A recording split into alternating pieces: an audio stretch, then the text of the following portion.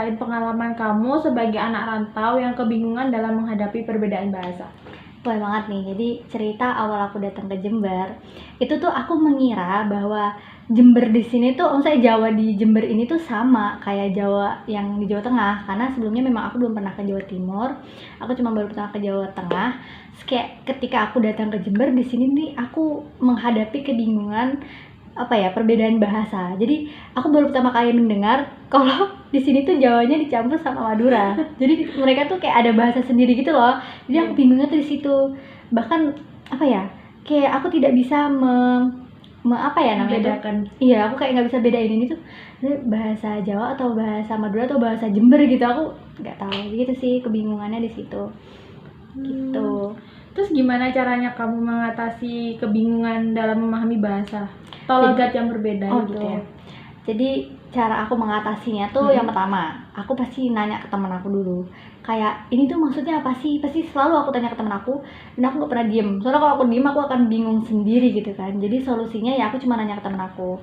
Kadang aku nanya, bahasa Indonesianya ini apa sih gitu, tapi mereka bisa jawab. Atau kalau misalkan mereka lagi nggak bisa jawab, ya udah aku akan tahu sendiri dengan seiring berjalannya waktu.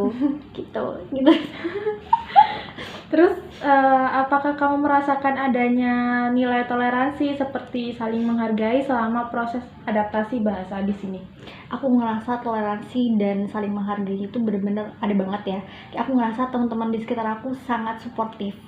Jadi tuh ketika aku kebingungan, mereka tuh nggak malah menjauhi aku. Kayak aku nggak merasa sendirian di sini. Walaupun aku nggak ngerti bahasa Jawa atau Madura sama sekali, tapi teman-teman tuh mau ngertiin itu ke aku. Jadi ketika dosen lagi nyampein materi terus kadang ada kesulit ngomong pakai bahasa daerah, teman-teman langsung kayak, sini Kis aku kasih artinya tuh kayak gini. Jadi kayak aku benar-benar ngerasa sangat bahagia banget deh ke teman-teman di sini karena mereka sangat suportif gitu. Jadi teman-teman di sini seru ya? Iya, teman-teman di sini benar-benar baik banget, gak ngebiarin aku ngerasa aku sendiri atau ngerasa aku beda dari yang lain gitu. Wow.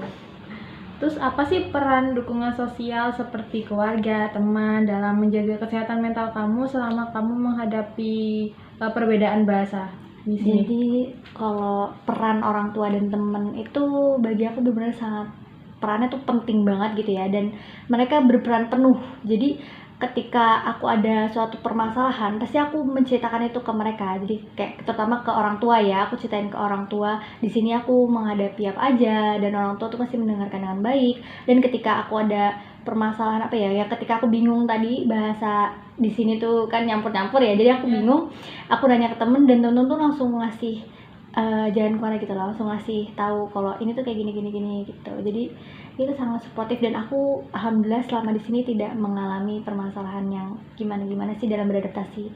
Pokoknya teman-teman dan orang tua aku sangat membantu aku dalam beradaptasi di Jember ini. Jadi selama ini kamu tidak merasa terkecilkan atau bagaimana dengan perbedaan bahasa ya? Jadi teman-teman kamu sangat-sangat suportif untuk. Bener banget. Iya. Pokoknya jadi di sini aku benar-benar nggak ngerasa sendirian. Aku benar-benar senang banget gitu kenal dengan teman-teman di sini. Asik. Dari hasil wawancara tadi, terdapat perilaku kognitif yang berhasil diamati, yaitu usaha individu untuk memahami lingkungan barunya.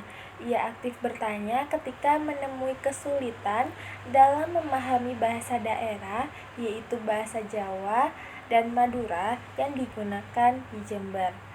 Kemudian, dari sisi emosional, individu tersebut mengalami rasa keterkejutan atau syok pada awal masa adaptasinya. Namun, seiringnya berjalannya waktu, ia juga merasa kenyamanan dan penerimaan berkat dukungan dari teman-temannya yang sangat membantu dia. Nilai-nilai budaya yang tampak dalam situasi ini meliputi toleransi, kepedulian, dan gotong royong.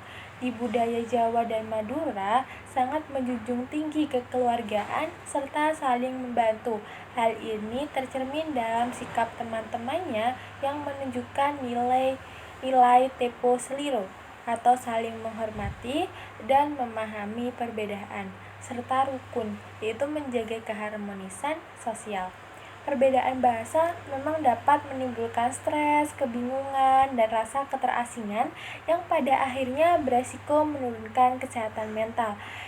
Individu bisa menjadi shock dan mengalami culture shock dan kehilangan kepercayaan diri dalam berinteraksi. Namun berkat adanya dukungan sosial yang baik seperti sikap toleransi dan bantuan dari teman-temannya, dampak negatif tersebut dapat diminimalkan. Dukungan ini mempercepat prosesnya adaptasi, meningkatkan rasa aman, dan membantu menjaga kesehatan mental tetap stabil.